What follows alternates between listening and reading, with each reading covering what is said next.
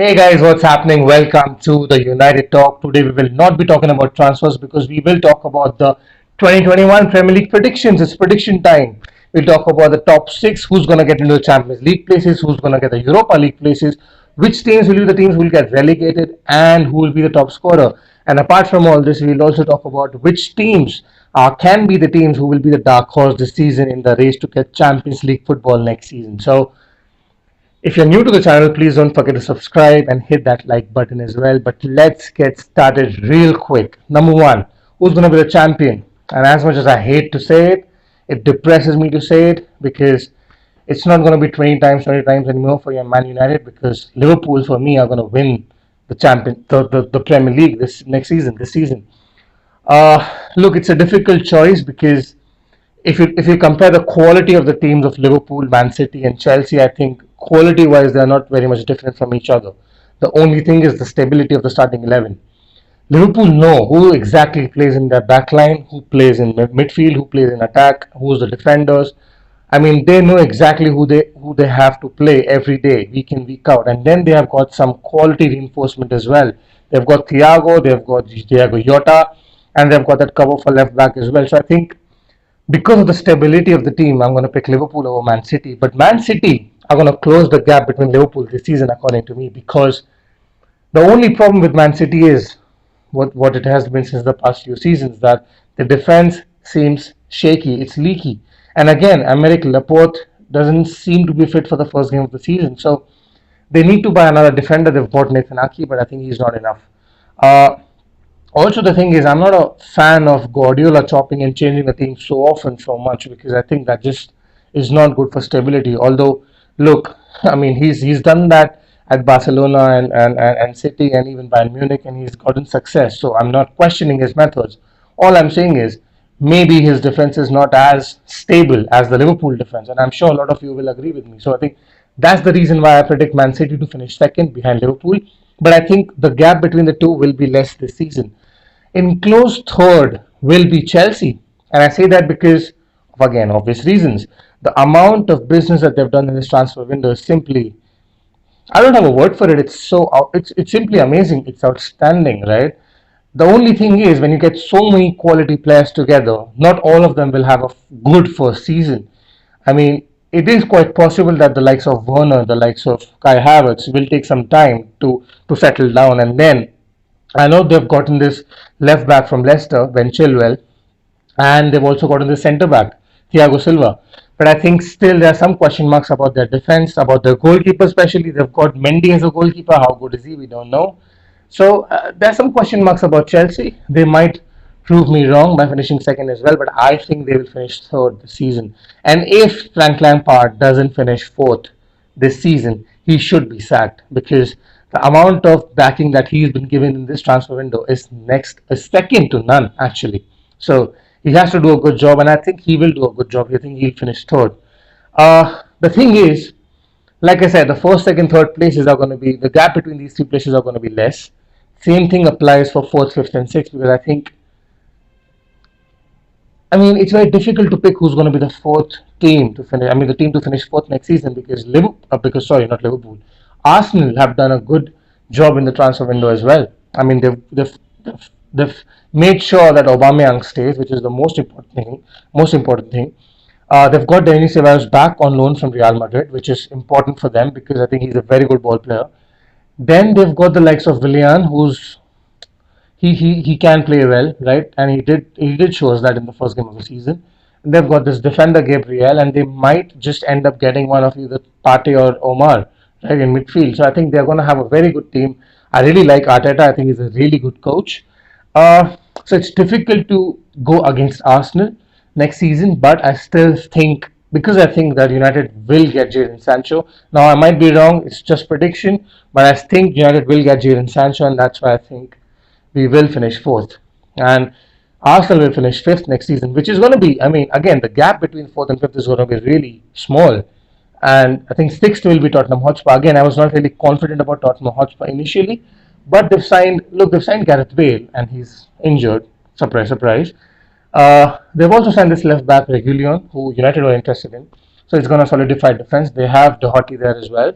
I think they have a very good team. They have the Jose Mourinho team. They have Harry Kane up front. They have Gareth Bale. They have Yoon Son.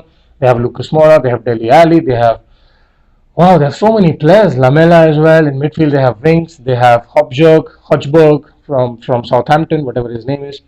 They have very good players all around the pitch. It's just that how can Mourinho make sure that he makes them play well. I mean, you saw against Everton, they were not good. They were really not good. I think that's going to happen more often this season. But I think they're going to finish sixth, close to fifth and fourth. So these are the top six predictions. Let's talk about the bottom three. And I'm sure that bottom three, it's going to be the new boys, Fulham for sure, getting relegated. I mean, again, it's a prediction. I'm not betting my ass on it, but it's a prediction. I think Fulham will get relegated. I think West Bromwich Albion will also get relegated this season. The third team to get relegated is a little bit tricky because initially I was going for Aston Villa, but then I thought maybe West Ham because West Ham don't look really good right now as well. And then what I realized is for West Ham, and this might raise some eyebrows, for West Ham, I think the most important player this season will be Declan Rice because I think Declan Rice is not going to stay at West Ham for a long time. Chelsea want Declan Rice. There's no doubt about it, right? Fabrizio Romano has come out and said it repeatedly. And in fact, they want Declan Rice this season, not even next season, this season. So I don't know whether they will end up getting Declan Rice or not, whether West Ham will be willing to sell or not. But I think if West Ham are able to keep Declan Rice this season, I think they are going to be finishing in the Premier League and not get relegated because they do have quality players that I mean I don't understand why Moyes doesn't play them, the likes of Anderson, the likes of Lanzini, but I think they have is Lanzini still there? I think he's still there. Anyway, I think West Ham are gonna be in the Premier League next season. But I think Aston Villa, they have got Jack Grealish, they have got this new striker, and they have got the goalkeeper Martinez from Arsenal. But I think they are going to be the ones who are going to get relegated next season. Right. Let's talk about who's going to be the top scorer this season. And I think again, it's a difficult choice because Timo Werner looks really good. Aubameyang is always there. Aguero, if he remains fit throughout the season, I think he's a very good choice. He's a very good pick as well. And I think all the teams have got, I mean, you cannot ever bet against Salah and Mane as well. It's difficult to pick, but I think I'm going to pick Aubameyang because I think Aubameyang, I mean, first of all, he rarely gets injured. That's a plus point for him. Secondly, I think the way Arteta plays on the counter attack, especially against the big teams, I think Aubameyang is going to score a lot of goals. He's been doing that since past few seasons. And I think he's going to continue to do that. So for me, Aubameyang is or will become the top scorer next season. That's my prediction. And let's talk about which teams will be the dark horse or can be the dark horse in the race to get the Champions League football next season. And for me, there are four teams, right? And that's what makes the Premier League so interesting this season. I think Everton, I mean, the amount of business that they've done, they've got James Rodriguez, which is, I mean, if he plays well, he's going to be really good for Everton.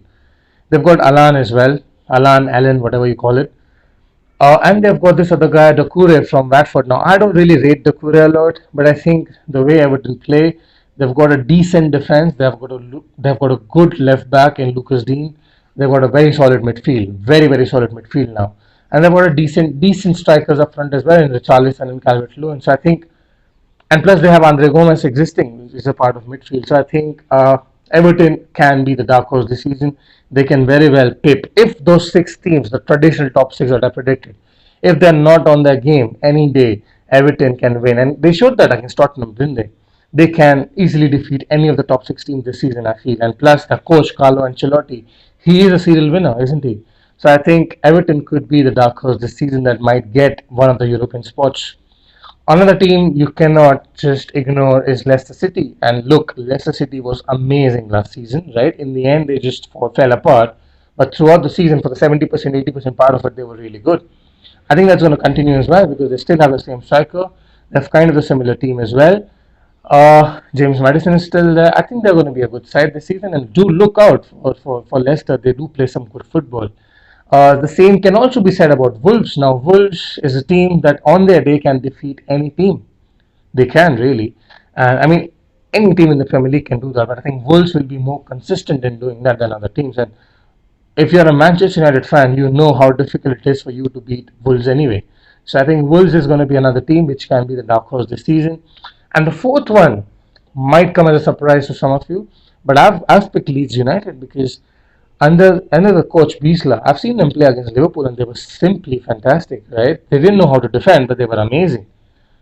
I mean, Leeds again, the amount of energy that they have, the way they play the football, I think it's going to be very difficult to beat Leeds United this season.